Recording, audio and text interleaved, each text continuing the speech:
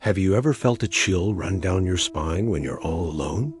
That prickly feeling on the back of your neck, the sense that you're not the only one in the room? Tonight, we're going to explore that feeling. We're diving deep into 3 true stories of terrifying encounters that are guaranteed to keep you up. These aren't just campfire tales.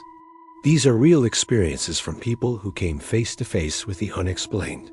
So turn down the lights, get comfortable, and prepare yourself.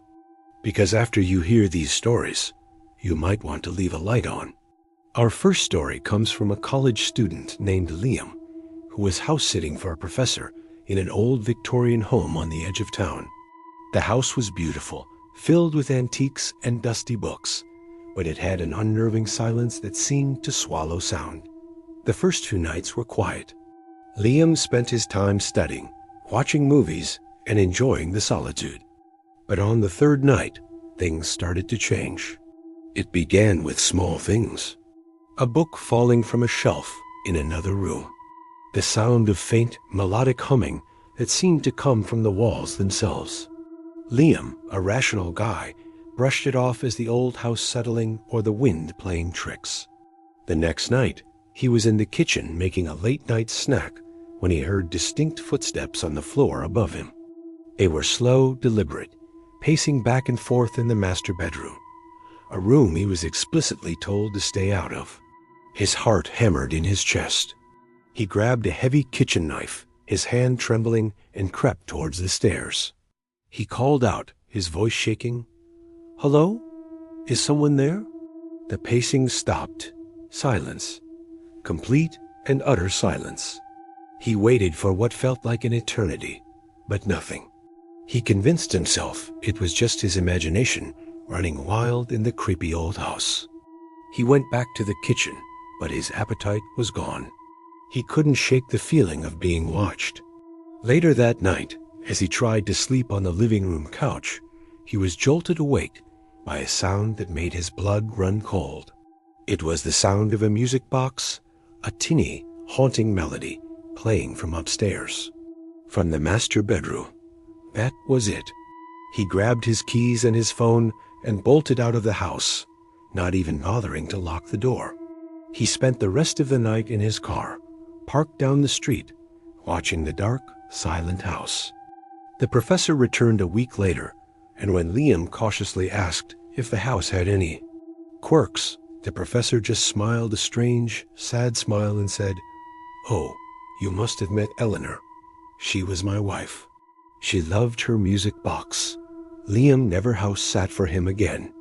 Our second encounter takes us to the vast, lonely wilderness of the Appalachian Mountains. This story is from a seasoned hiker named Sarah, who decided to go on a solo week-long trek. Sarah was no stranger to the woods.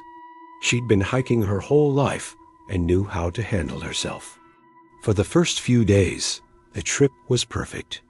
The air was crisp, the views were breathtaking, and the solitude was exactly what she needed.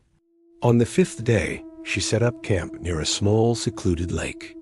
As the sun began to set, painting the sky in shades of orange and purple, an eerie fog started to roll in, blanketing the entire area in a thick white shroud.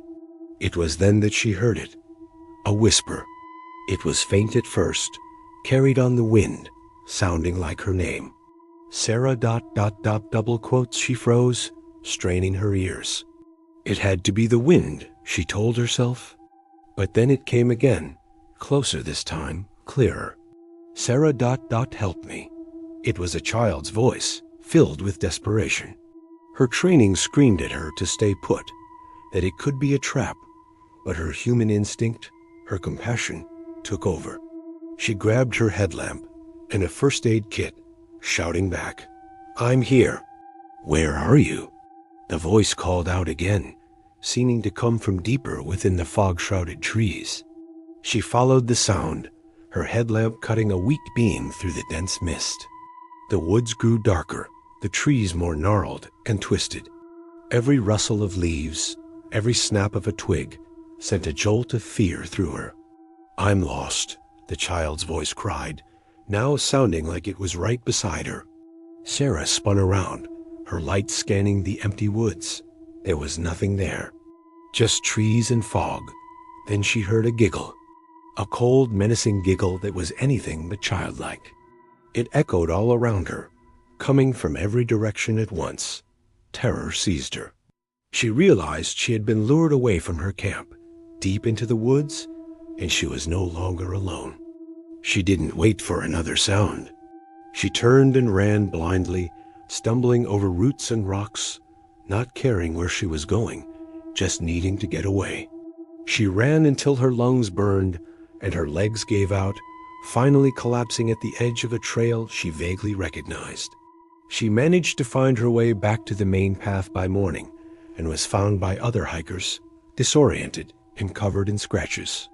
She never went back to that part of the mountains, and to this day, she swears she can still hear that child's whisper in her nightmares. For our final story, we journey to a quiet suburban neighborhood, a place where everyone knows each other and nothing bad ever happens. Or so it seemed. This comes from Mark, a father of two, whose family had just moved into what they thought was their dream home. The house was perfect, except for one odd feature. The previous owner had installed a state-of-the-art security system with cameras covering every angle of the exterior. Mark thought it was a bit much for such a safe neighborhood, but he was grateful for the peace of mind. For months, life was idyllic.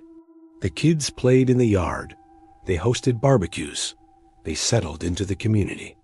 One night, Mark was up late working in his home office when his phone pinged with a notification from the security app.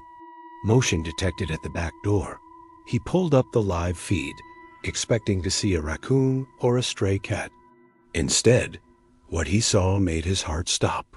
Standing on his back porch, perfectly still, was a figure. It was tall and unnaturally thin, wearing what looked like a dark, tattered cloak. But the most terrifying part was its face, or lack thereof. Where a face should have been was just a smooth, pale, featureless surface. It was like something out of a horror movie. Mark stared at the screen, frozen, his mind refusing to process what he was seeing. The figure just stood there, motionless, as if it knew it was being watched. He thought it was a prank, a glitch in the camera. He refreshed the app, but the figure was still there. He quietly locked his office door and woke up his wife, whispering for her to call the police. As she frantically dialed, Mark kept his eyes glued to the phone. Then, the figure moved. It slowly raised a long, thin arm and pointed directly at the camera. And then, it smiled. A wide, lipless grin that split its blank face in two. Mark let out a cry and dropped his phone. The police arrived minutes later, sirens wailing. They searched the entire property, the yard, the surrounding neighborhood. They found nothing. No footprints, no signs of forced entry, nothing. The security footage from that exact moment was mysteriously corrupted, showing only static. The police wrote it off as a system malfunction, but Mark knows what he saw. The family moved out less than a month later, unable to shake the image of that smiling, faceless thing that stood on their porch, watching them in the dead of night. 3 stories, 3 encounters with the unknown that defy all logical explanation. A restless spirit in a Victorian home, a deceptive entity in the foggy woods, and a faceless watcher in a safe suburban neighborhood. Are these just tricks of the mind?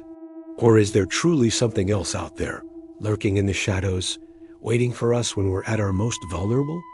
Perhaps some doors are best left unopened, some voices are best left unanswered, and some mysteries are best left unsolved. The next time you feel a chill in an empty room, or hear a strange noise in the dark, remember these stories.